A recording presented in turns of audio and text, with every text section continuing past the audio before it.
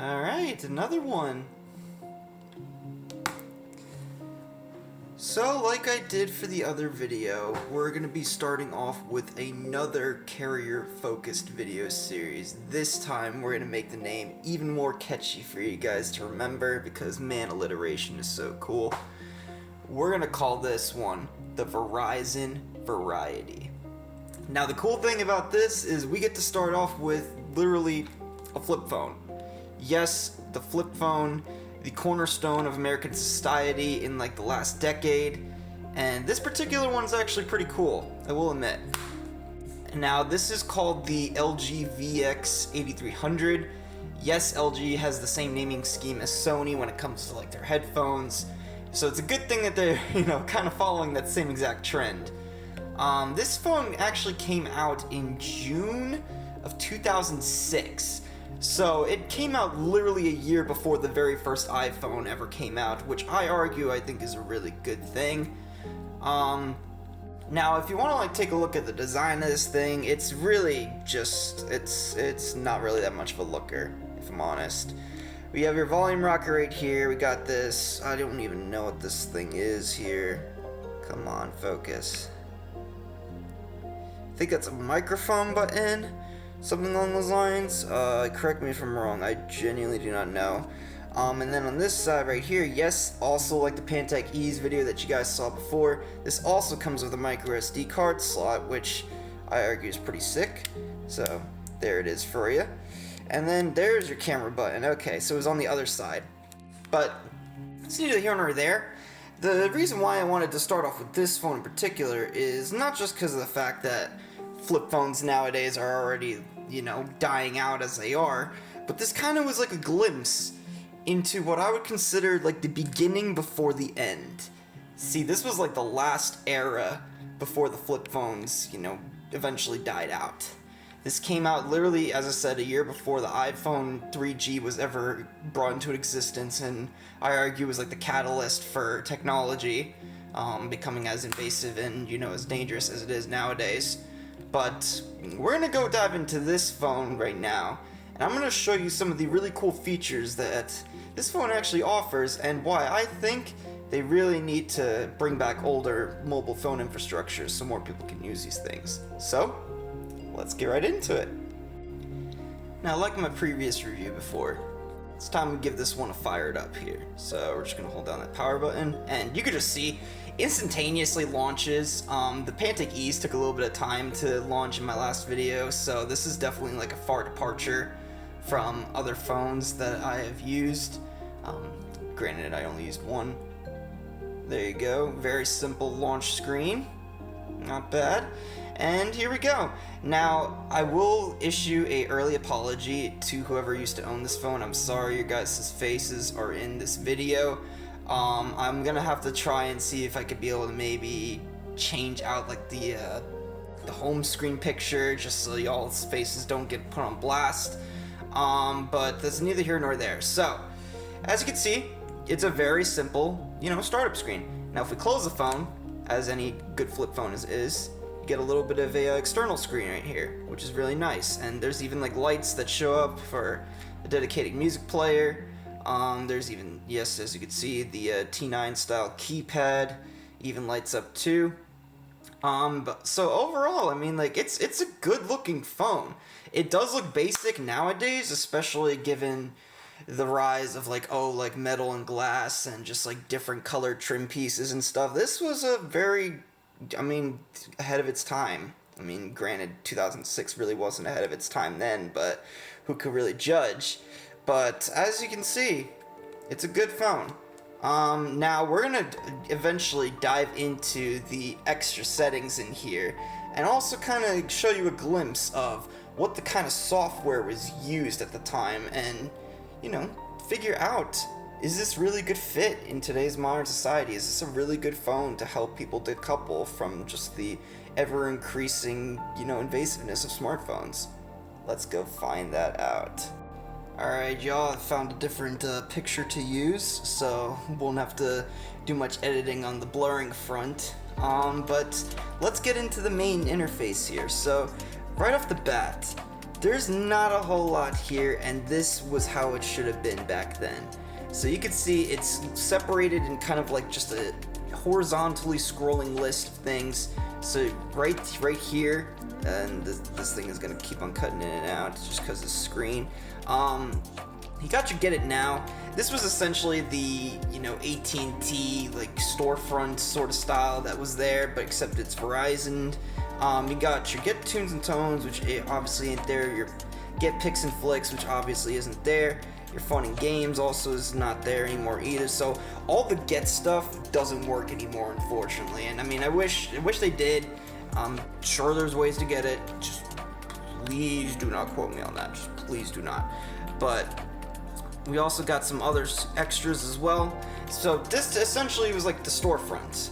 But however, you can also get into just your regular stuff too. Now, you got your messaging too, which is not a bad thing. Now, obviously, using the T9 keyboard was definitely not an ideal sort of solution for most people. I'd argue probably more people would want to just use like the classic QWERTY keyboard that you're used to right now. So let's see if we can type out a message. We're gonna just do a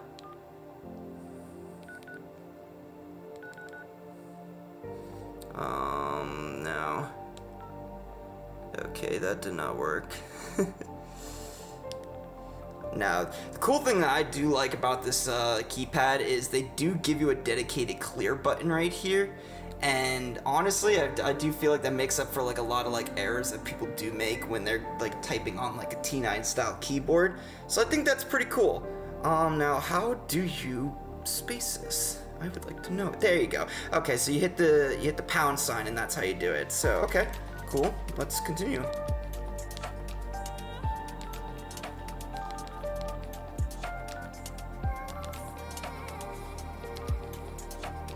All right.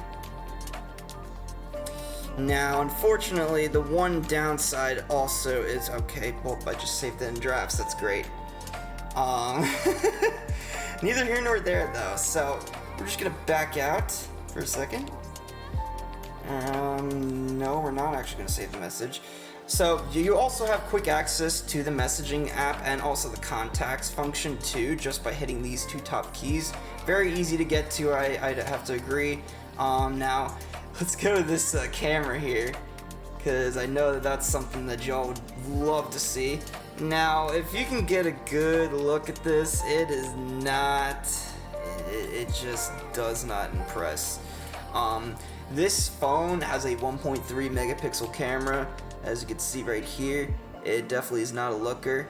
But let's try and like take like a picture like right here. Oh, you gotta love that sound, right? And yeah, this picture right here, not a looker. Doesn't even attempt to give any semblance of lighting at all. And I do find that to be quite a big disappointment. That's probably, I'd argue, is actually like the one good thing that modern smartphones have over the competition of just like your basic phones, is simply due to the fact that like the camera technology is a lot better and it's caught up a lot more over time.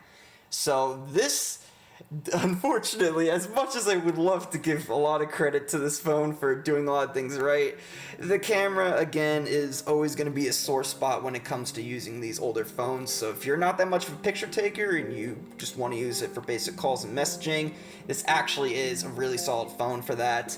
Granted, the mobile network isn't working anymore, so you can't really use that.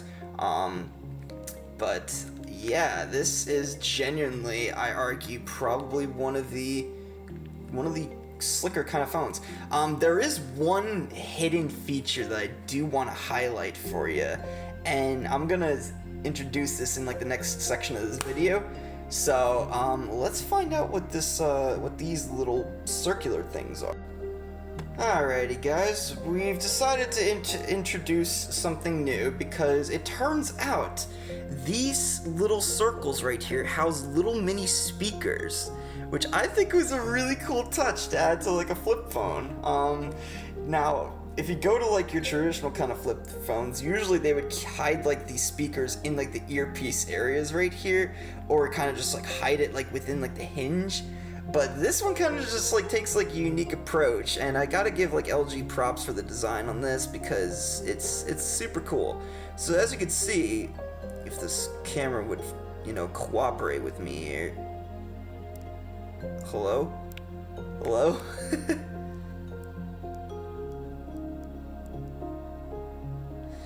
Oh my goodness. Alright, there you go. So you can see, there's like little mini speaker grills and little cutouts that allow you to, you know, play like certain sound effects. So what I have queued up here is the list of call ringtones that you could be able to play on this device.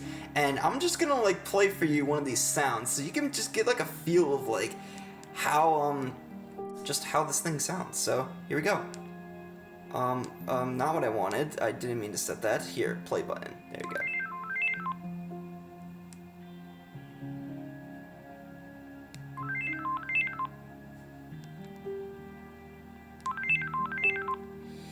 So pretty good, if I'd argue, right? Like nobody over there. My apologies for that, guys. It seems like the camera battery decided to die, so I had to go ahead and hook that up.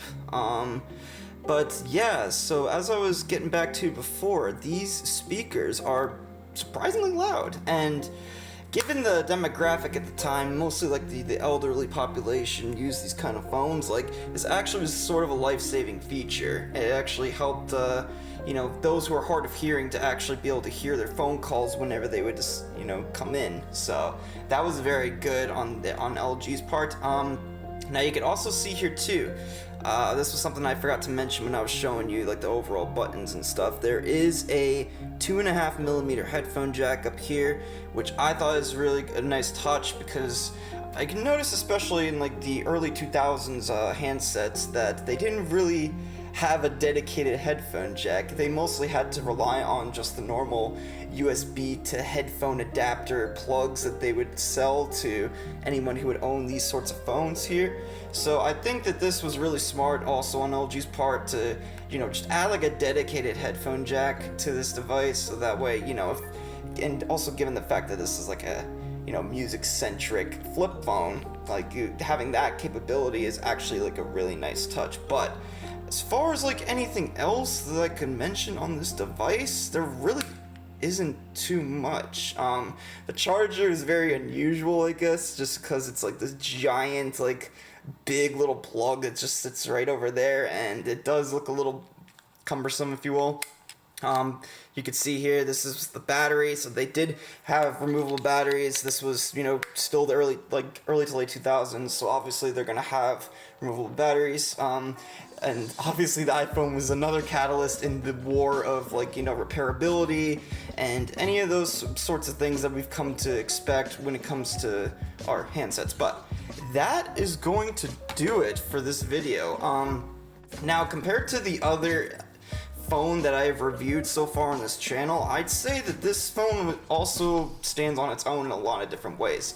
Now, it isn't going to be a Pantech Ease. It's not going to have a keyboard. It's definitely not going to have any like good messaging functions. It's definitely not going to have like a little bit like more beefier hardware, so to speak. But this is still really good. It has really good side-firing speakers. Camera still isn't going to be the best quality. That's going to be true. It does have a headphone jack, so I mean, hey, that's already like better than a lot of modern smartphones nowadays. And also, there just is an overall simplicity aspect to this device, which we need more of this in today's day and age, because the more complex you make our technology, the more likely it's just gonna like have like bigger and bigger issues like compounded over time. I mean, hell, we just witnessed like probably the largest like crash in like computer history, and it's all because of the complexity of just technology and just screwing up little bits and pieces. So with that being said, be sure to give a like on this video. This is another series that's going to be started on this channel, and there's 2 more carriers that I'm going to be introducing very soon. One of them is going to have basically what was considered to be the original iPhone killer. I'm sure some of y'all probably like remember like what that was back then, so I won't spoil it for you.